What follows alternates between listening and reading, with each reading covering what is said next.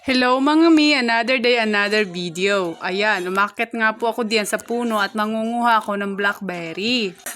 Okay, andito na naman po tayo. Continue. Hindi ko kasi marunong mag-voice over. Ayan, nanguha siya ng blackberry. Ayan, di siya makatalon. Pag kinahulog ng babae, kawang ko sa iyo, bali ang katawan mo. So, ayan, tinikman na ng girl. Ang lasa. Lasang blackberry.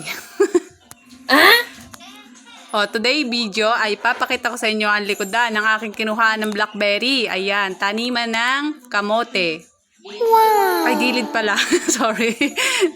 Yan, nakikita nyo naman. Ang init, ang ganda ng panahon. Summer na talaga.